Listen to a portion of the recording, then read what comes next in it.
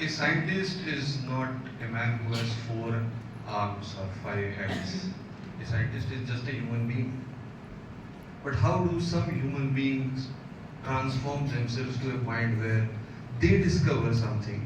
Mind you, a discovery, a patent is registered when you have found something, you have discovered something, or you have invented something that the entire human civilization so far has not yet known. Then you call yourself as a scientist. If somebody has made it and you make it again, that's not your discovery. That's not your invention. And that is why all the norms regarding patent are there. Because you don't want to be getting the credit and no one wants to be giving you the credit for something that you have not discovered or invented. C.V. Raman is just yet another example of the legends, absolute geniuses that we have seen in this world and in India as well. But what makes them so special? It is the intellect. And I'm not talking about just the brain or the ability to analyze. It's the freedom of your mind. Are you free enough? Are you every day, every minute, every second of your life occupied by the thoughts of what you want to get, what you want to do, what you want to acquire? If your mind is only working on the domain of getting something, you cannot discover something new. Only when the mind is free and you're looking at things as they are, and then you can ask questions. The questions can be as silly as, why are these 2 fans running and not these 2 fans? It's just about a switchboard. But the important thing is about asking questions. Now, when you talk about asking questions and freedom of mind, I would like to bring this topic. Actually, I had prepared this for the days when there was Ganapati festival going on. But unfortunately, the Friday assembly got cancelled. I had requested sir to give me the assembly, but the assembly got cancelled. So I'm taking this opportunity and we'll see it. Please play the slide. So the idea is to decode. What I'm trying to decode is a god. In India, we don't have any problem with analyzing, criticizing, even condemning our gods. Our literatures have been filled with stuff in which some Bhakt has been actually having a quarrel with God.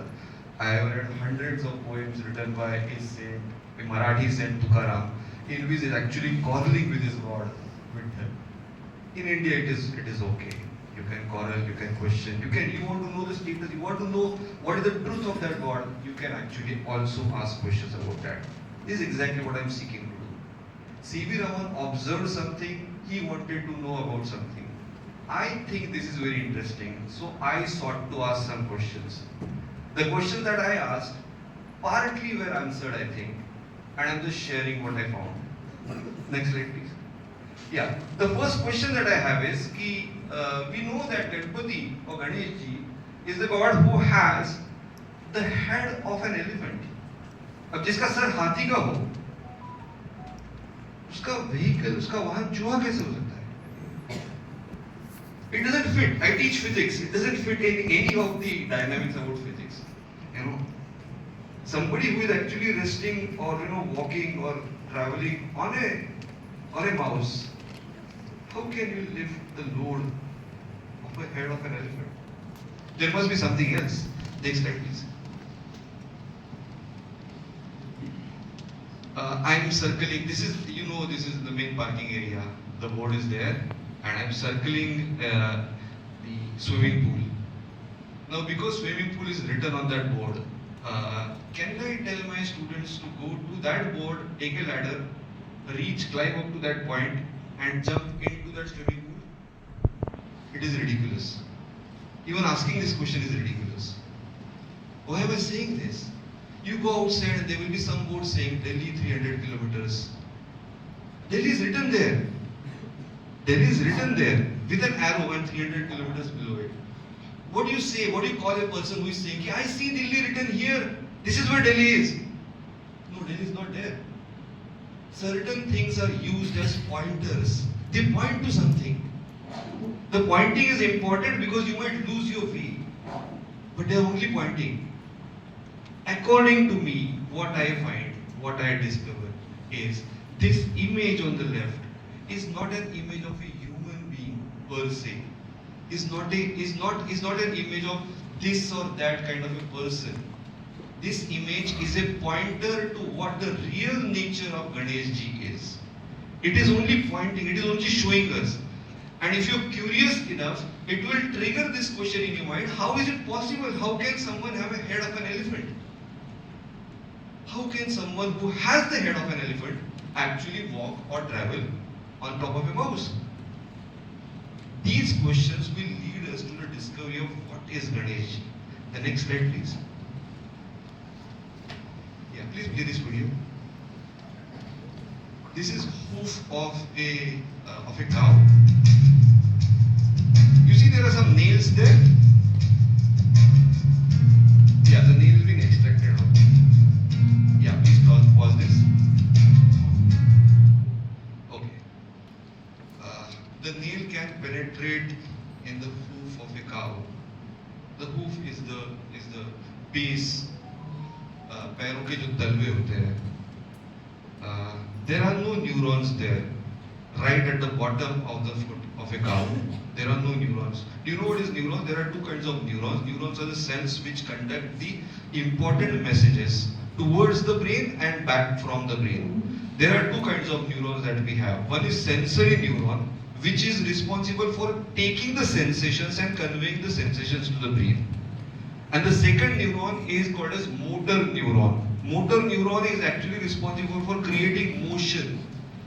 So if you touch upon something that is extremely hot, the first thing is the sensory neuron will convey the message to my brain. And then the brain will send the message back that take your hand backwards. And the motor neurons will be activated and my hand will be taken backwards.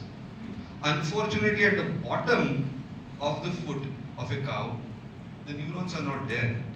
So the sensations of penetration only happen when there is an infection. The pain of penetration only happens when there is infection.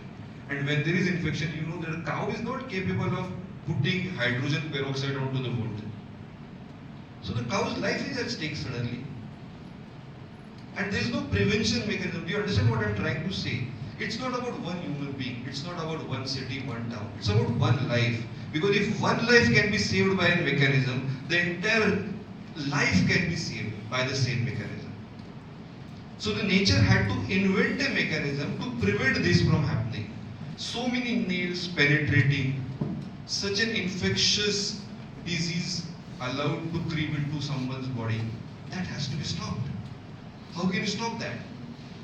The only way to stop is that the neurons must reach the extreme end of the body. The extreme end of the body, human body is skin.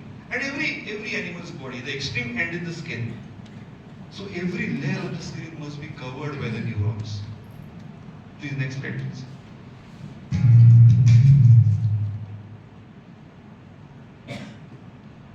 The image on the top is, right hand top is the neuron. And the image in the right hand bottom is a mouse. I know these two images do not resemble at all. But what I'm saying is, if some rishi, some great Maharishi in his meditation saw the image like a neuron, that this is how human brain functions, he has no other way of describing this to the rest of humanity. The only way to describe is to check about the size, the shape, and then say, how fast is this? The neurons are amazingly fast, because within the fraction of a second, the information is conveyed from the tip of my finger to my brain. That is absolutely fast. And which is other small creature that we have, small comparable in size, slightly similar in shape, and extremely fast. Mouse came to the mind. So the रूपक हिंदी में जिसे रूपक कहते हैं, इसका मतलब होता है ऐसा एग्जाम्पल जो एक्चुअली एग्जैक्टली एग्जाम्पल नहीं है, लेकिन वो आपको सोच के वहां तक पहुंच जाता है जिसकी बात हो रही है. रूपक is the pointer. So this is what the mouse was used for. I'll now elaborate what I'm trying to say. I am saying that the head of an elephant is also a rupak which says that Initially the head was of a human being, but now it is growing, and the head is not growing in size. The intelligence is growing. And how can the intelligence grow? Because you're taking more input from more neurons. So if the neurons networks grow, the intelligence will also grow. And you see from apes to human beings, what has grown? Intelligence has grown. The hair on the body has reduced. The ability to climb a tree has reduced. Everything else is almost on the reduction side.